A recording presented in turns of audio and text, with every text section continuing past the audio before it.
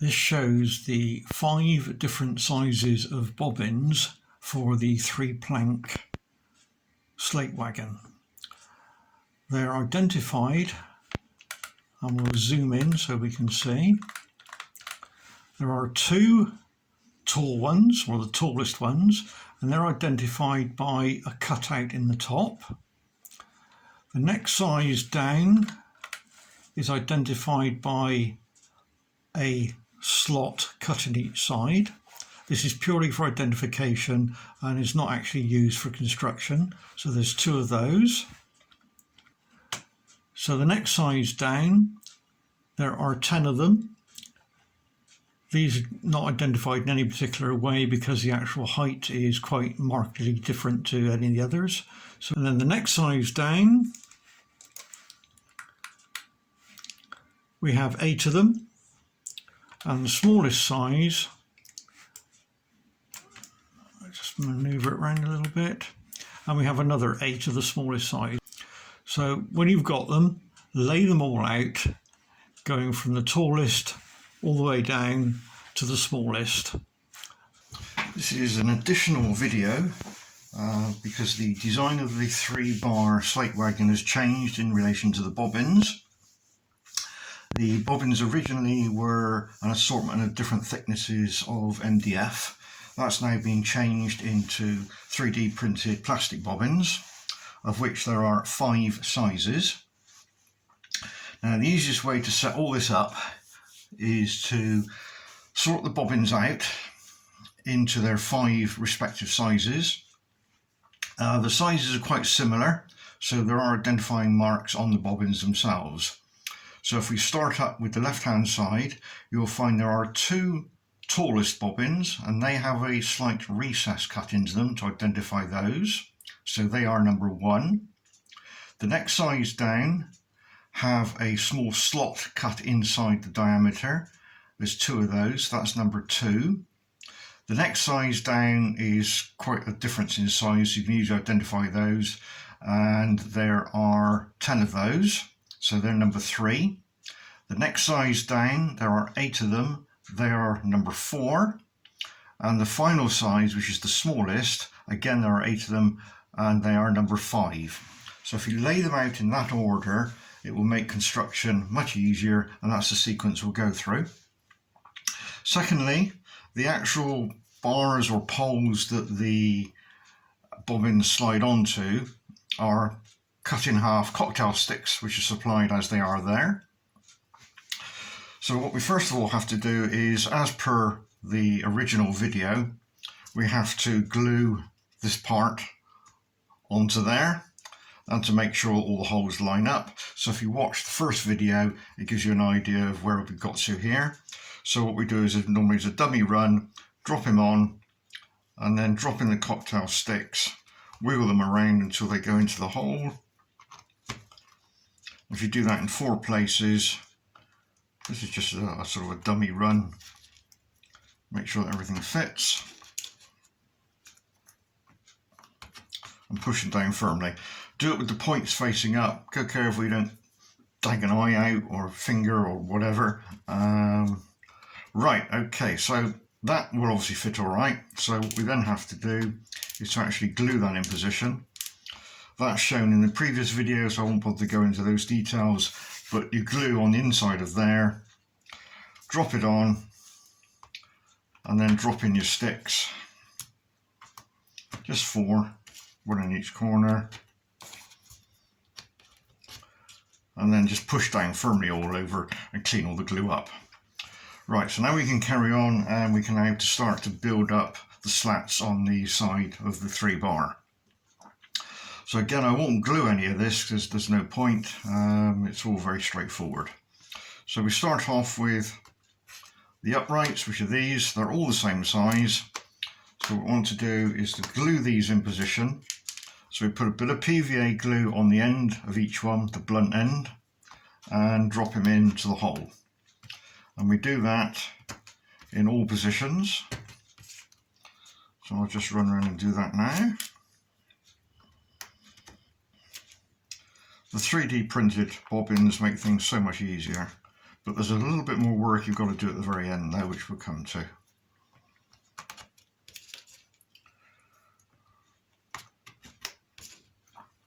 So we've glued all those in.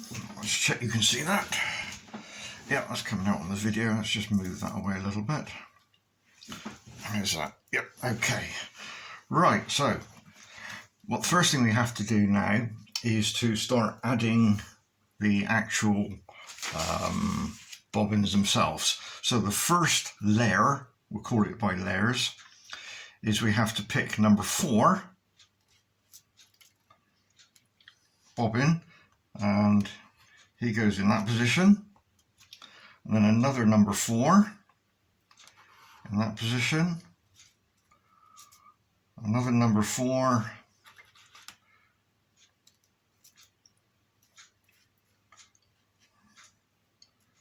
and another number 4, and then we do exactly the same on the opposite side over here. That's a number 4, so number 4, number 4, and number 4.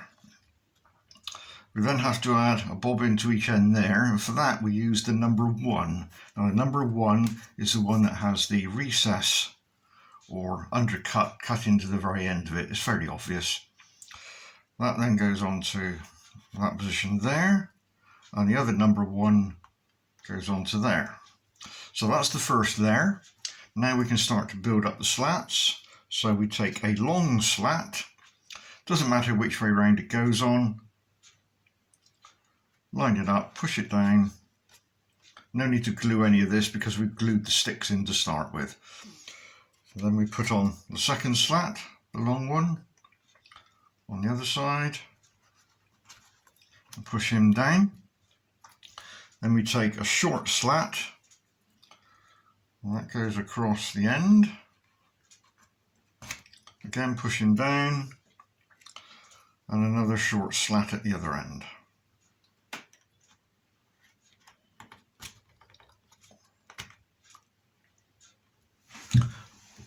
And we're still recording, yes, right, okay. So now we can move up to the second layer. Now for the second layer, we take a number 5,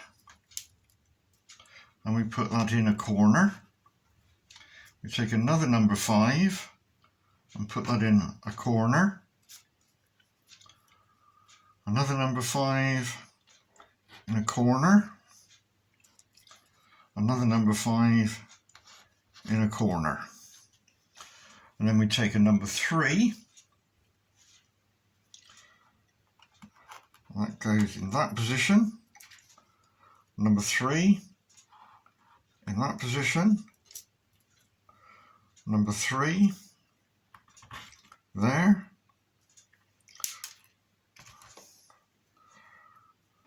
Number 3 there. Number 3 there. And number 3 there. So that's the second layer done. So we can now add slats again. So we add a long slat.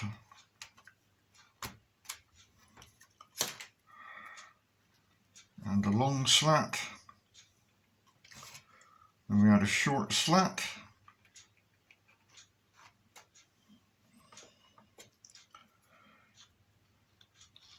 And a short slat.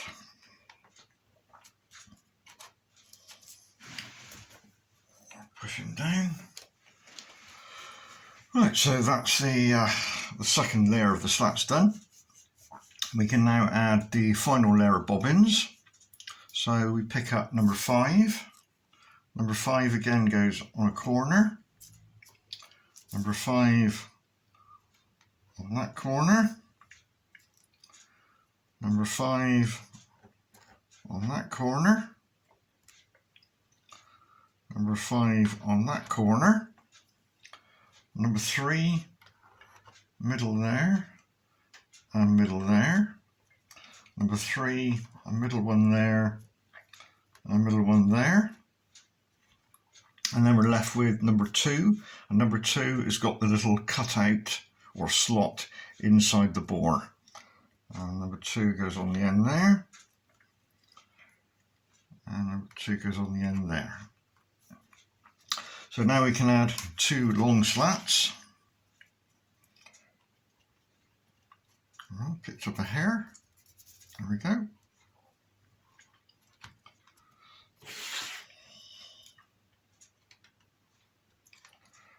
Right, so that's as far as we go for the moment, because this is where it gets a little bit difficult and you have to be somewhat careful. Now there's a number of ways of doing this, and I'll go through the easiest way I found. Not necessarily the correct way, but there are a number of ways of doing it. Right, well, first of all, what we have to do is we have to stick on the capping, which is this cardboard piece here. Now obviously we've got holes at each end, and then to simulate a sort of a turned over rivet, a fair is just engraved in there. Now obviously we can't just drop them over because we've got those 2 sticking up, so we have to trim those 2 and those 2 level with the plank, but leave the end ones intact so they line up with the holes.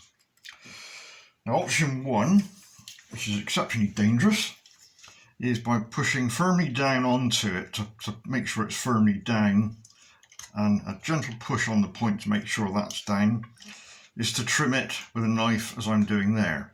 But of course you run the risk of trimming your finger as well.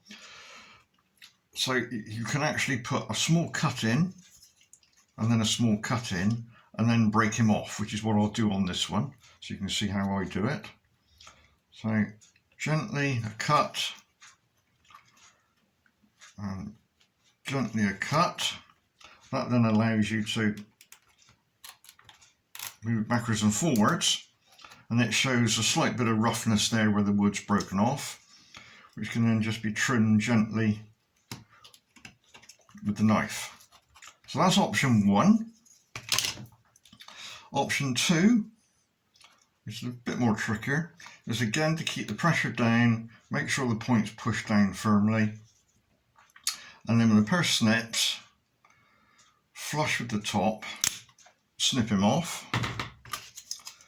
Again, if there's a little bit of a roughness there, so again with the knife blade, just gently pare the top off until it's smooth.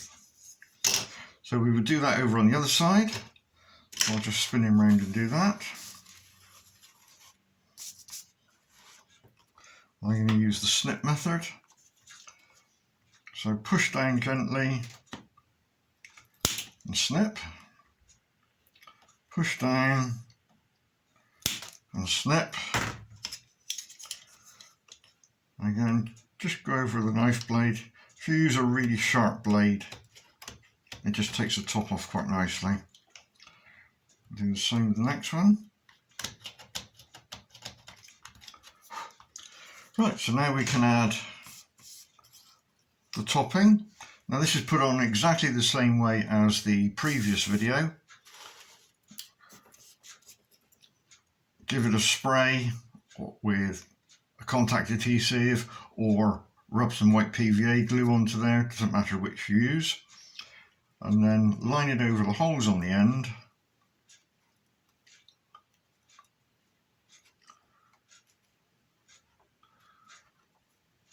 And drop him down, and then we do the same on the other side.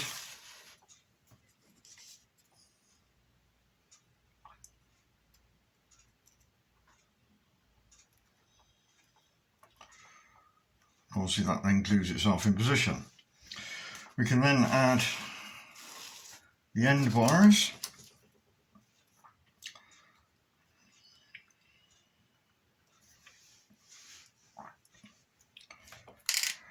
Right, what I forgot to say was that what we need to do is to put just a tiny spot, once you've cleaned off the top of the cocktail stick, is just put a tiny blob of super glue just where it shows through. Let that soak in quickly, and then just rub your finger over the top to remove the surface. That will then lock the top bar to the cocktail stick.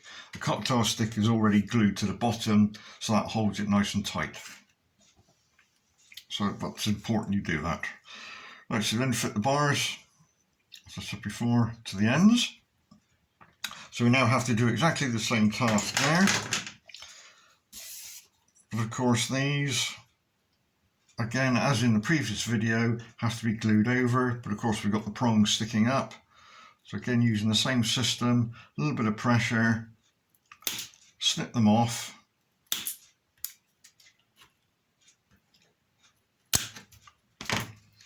And then with a knife, just pare the surface slightly to remove a bit of cocktail stick showing. This time I will remember a little bit of super glue just onto the surface there, and that will wick down between the cocktail stick and the bar. Do that in those 3 places, and then a quick wipe off with a tissue or your finger just to remove the excess. And then again, as per previous video, we take the top contact adhesive spray or a bit of white PVA or even Pritt stick will do it. This one's a bit more fiddlier because we don't have any holes to line it up with, but you can use the square to line up on the top, and we go along, and that's the job done. Well, it would be if I glued this one, but I haven't, obviously. And then we do the same with the other end. So that's the changes. It does make it a lot easier to build. Everything else is as per the previous video, so please watch the 2 videos together. Thank you.